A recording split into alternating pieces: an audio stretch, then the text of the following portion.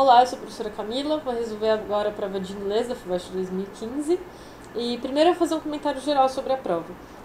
Não teve nada de inesperado em relação a essa prova de inglês, foi uma prova bem feita, no sentido de que as questões faziam sentido em relação aos textos, né?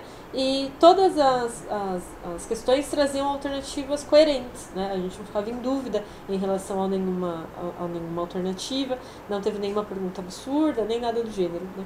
Primeiro texto, talvez um pouco mais complicado do que o segundo, mas também já é uma coisa que a gente está esperando, né? Que tenha um texto mais complicado, que traga, então, 3 questões, e o segundo texto seja um pouquinho mais simples, né? O primeiro texto, então, ele traz a temática do déficit de atenção, mas não exatamente como uma doença, né? Mas como algo que todo mundo está sujeito, no aspecto de que dificuldade de prestar atenção em alguma coisa, né? A ideia de focar.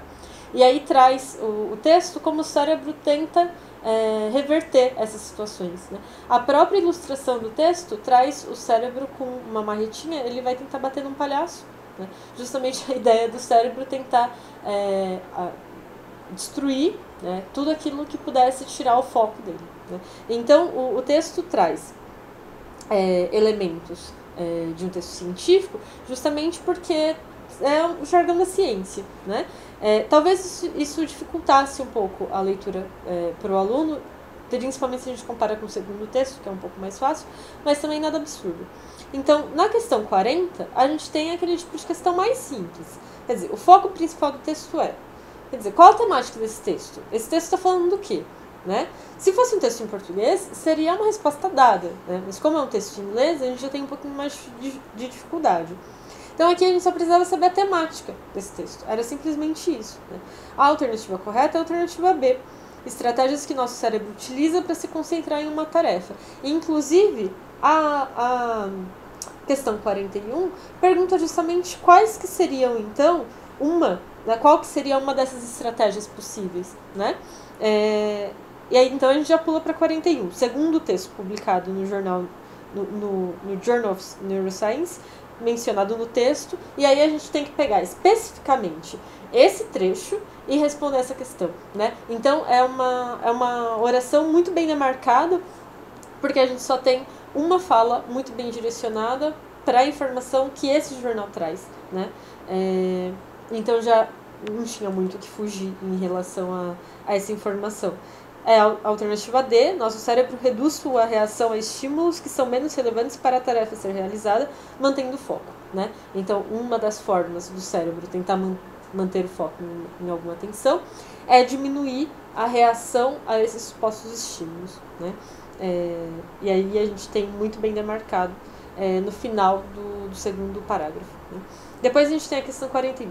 De acordo com o texto, a pesquisa mencionada pode. E aí a gente tem o início do terceiro parágrafo, né?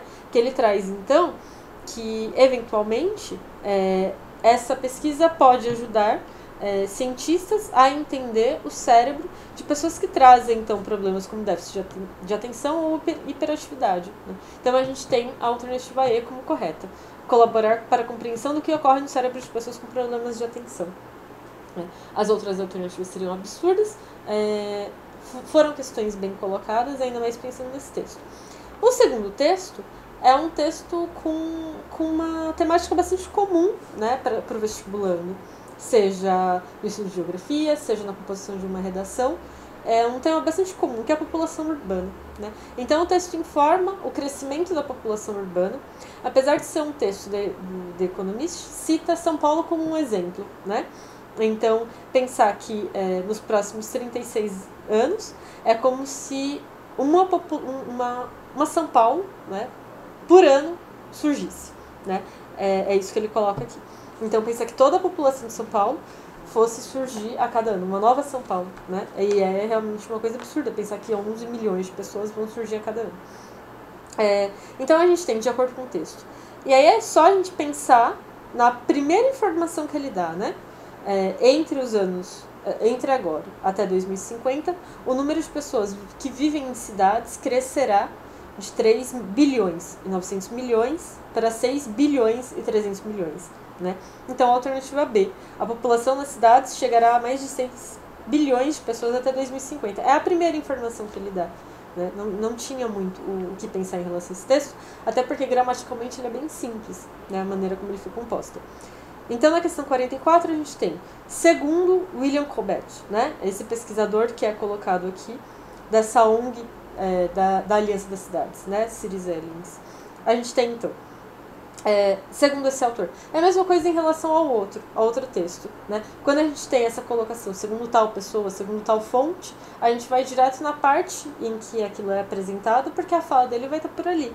Então, a gente tem a afirmação C, a maioria dos governantes de países em desenvolvimento não está dando atenção à explosão demográfica nas cidades, que é justamente o que ele coloca logo depois, aliás, um pouquinho antes de apresentar esse pesquisador, né? Mas a maioria dos governantes estão ignorando o problema. É exatamente o que ele coloca, né?